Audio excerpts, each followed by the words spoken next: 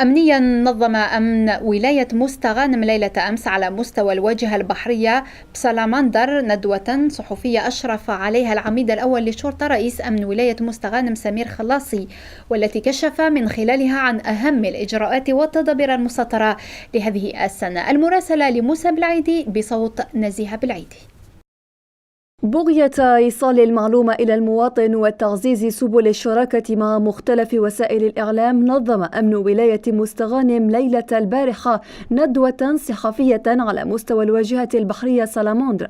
الندوة أشرف عليها العميد الأول للشرطة رئيس أمن ولاية مستغانم خلاصي سمير، كشف خلالها عن الحصيلة الأمنية المسجلة خلال شهر رمضان الفضيل لسنة 2016.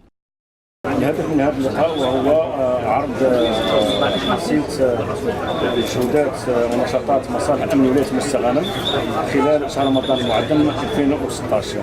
هذه الحصيلة كانت جد إيجابية بفضل خطة أمنية وضعت فيها الشأن ترتكز أساسا على شقين: شق ردعي قانوني لمكافحة الجريمة بجميع أشكالها سواء البسيطة أو المتوسطة أو الكبرى، وشق توعوي تحسيسي ولكن خلق شراكة أمنية بين الشرطة والمواطن.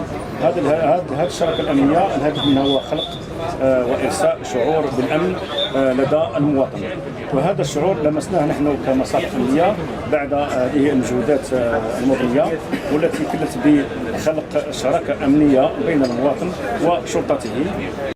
الندوة كذلك تمحورت حول إعطاء صورة حقيقية لنشاطات مصالح الأمن بالولاية، وذلك من أجل خلق شراكة أمنية واتخاذ إجراءات تعزيزية كاملة لتغطية جميع المساحات بالولاية.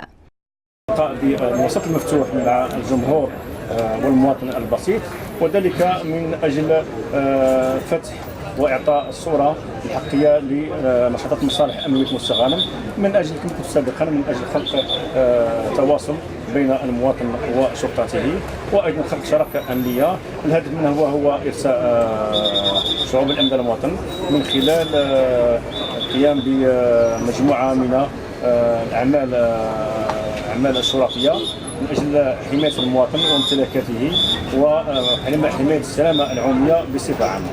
كل هذه الإجراءات والتدابير هدفها حماية المواطن ليتمكن من قضاء عطلته في أحسن الظروف.